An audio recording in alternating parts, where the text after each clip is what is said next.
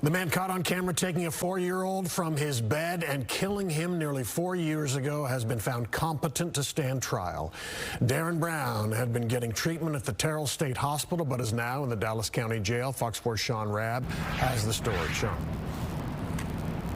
Yeah, he is back here in Dallas now being found competent to stand trial, but the real question is, was he legally insane at the time of the crime back in May of 2021?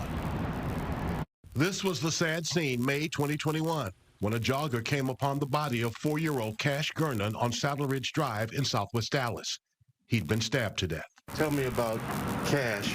What kind of little kid was your little brother? The sweetest little boy. He loved everybody. Cameron Morey's mom had taken care of Cash since his father had left him, his mother not around. Dallas police arrested Darren Brown, charging him with burglary, kidnapping, injury to a child, and capital murder. An arrest affidavit says a baby video monitoring system caught Brown taking Cash Gernon while he slept. DNA evidence linked Brown to the toddler's murder. Brown was found incompetent after his arrest. Both prosecution and defense experts agreed. He'd been getting treatment at the Terrell State Hospital. Last week, he was returned to the Dallas County Jail, having been found competent to stand trial. That means able to understand what he is on trial for.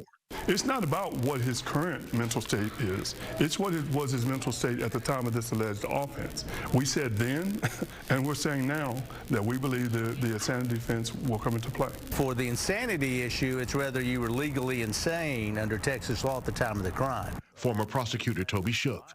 Well, what the prosecution will do is they'll hire their own experts To try and assess Brown's mental state when Cash Gernon was killed.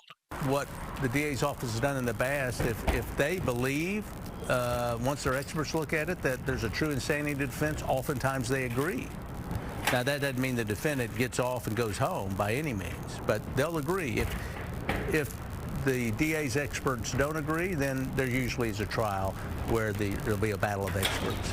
Harris says while Darren Brown is competent now, he may not be by the time this case gets to trial, if it goes to trial. He's dealing with a mental illness, a mental disease. So there likely will be a lot more mental evaluations, both by the state as well as experts for the defense, to try and determine the answer to that question. Was he legally insane at the time of this crime? That will determine, the answer to that question will determine how the district attorney moves forward.